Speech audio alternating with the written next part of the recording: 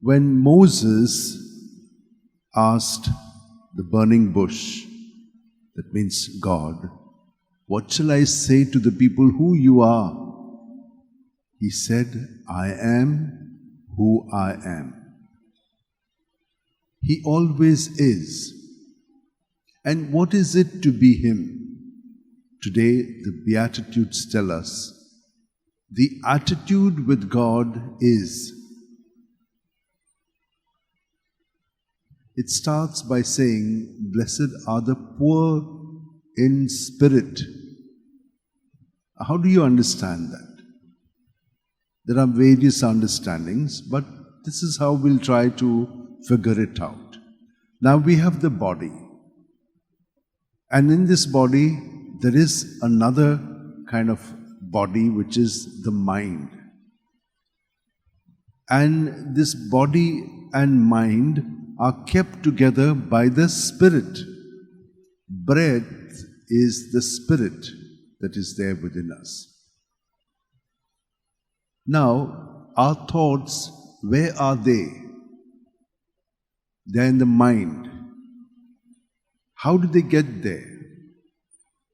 We observe, and then we see, and then we take it in, and we get our pictures, and they are there inside. So we keep on collecting all these images, and then they help us to think. And so our thoughts are the ones that finally play with all the things that there are. And we begin to use our thinking in a particular way. There is something called logic, and philosophers have done great study in this, so they have put it logically. So this follows that. So there are patterns of thinking. But thinking is applied to reality. There are many things that we can see and observe, but there are other things we can't observe, but we understand. Women have something called intuition more than men do. Man, they reason out more. So all these type of things are there in order for us to understand what is the meaning of being poor in spirit. So in the spirit, all these things get accumulated.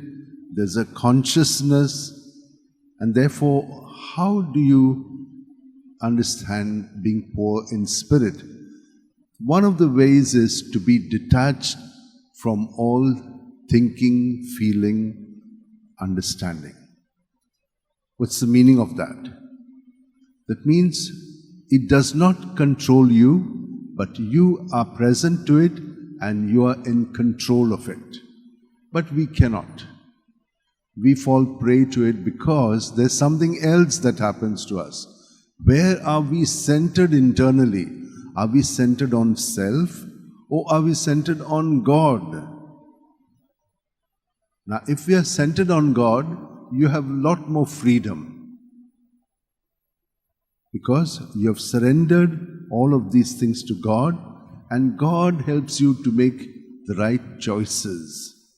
He tells us, He communicates this to us, but we must be at that level attuned to God.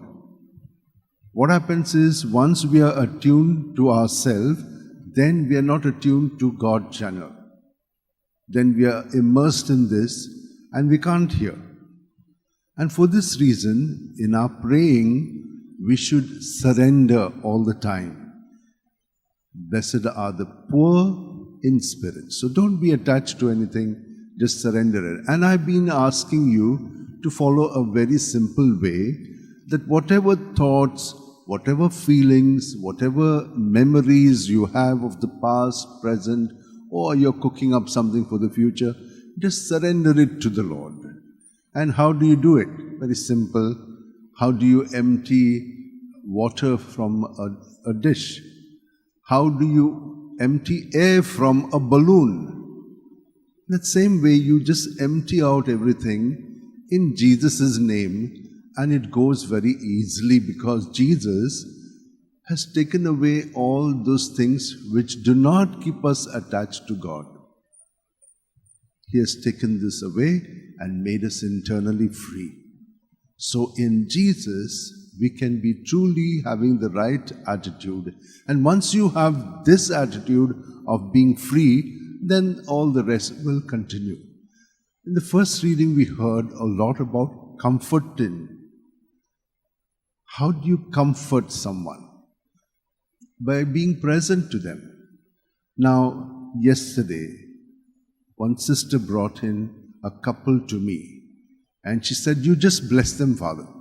And they were going here, and there was such a crowd, and I'm looking out for them, they are looking out for me. So, but thank God we had the mobiles, we were communicating, but it took quite some time, nearly half an hour to find the people. But after the gentleman who never speaks began to speak and spoke for 2 hours. Sister was saying, no, don't talk. I said, no, let him talk. What was happening to him? He was feeling comforted because I was able to understand what's going on in him. They're all telling him, shut up. No, but he had the clarity, but he needed someone who could understand it. And when he did understand it, he felt relief.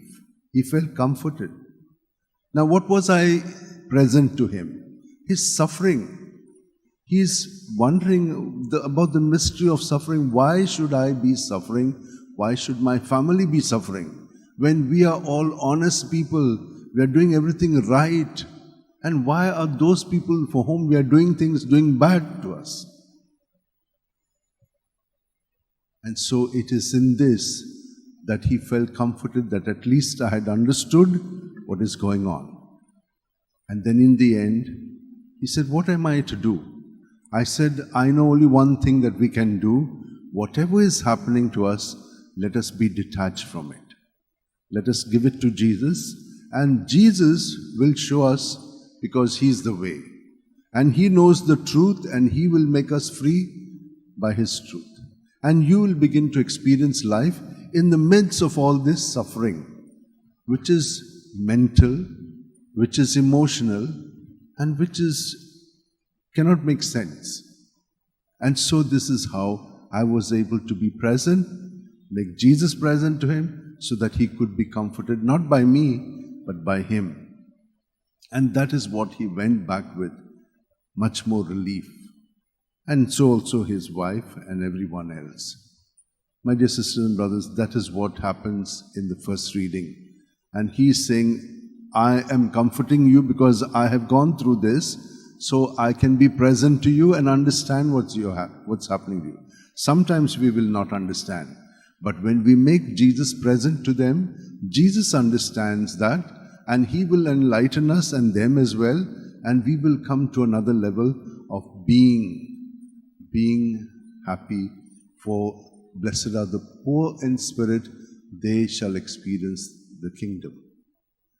My dear sisters and brothers, let us just do that. Every night, 5 minutes before you go to bed, take your rosary, and each bead, as you breathe in, you're being filled with Jesus from your toes right up to your head, body, mind, and spirit. And empty everything in it to Jesus. And you will be comforted by him. No one else can comfort us, because only Jesus can, because we belong to Jesus. We are cells of his body. So only he can understand what's going on in him, in us. And so let us practice that. And when you wake up in the morning, be united to him, because he knows what's going to be done by him through us throughout the day.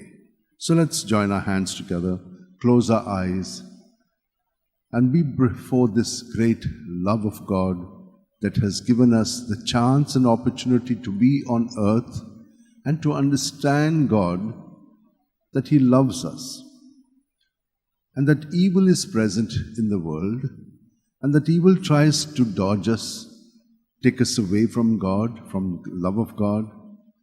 And when it does, it thinks it has won over us. But it is in these moments that we need to keep surrendering and experience the love of God in the midst of suffering, in the midst of doubts, in the midst of misery, He can comfort us.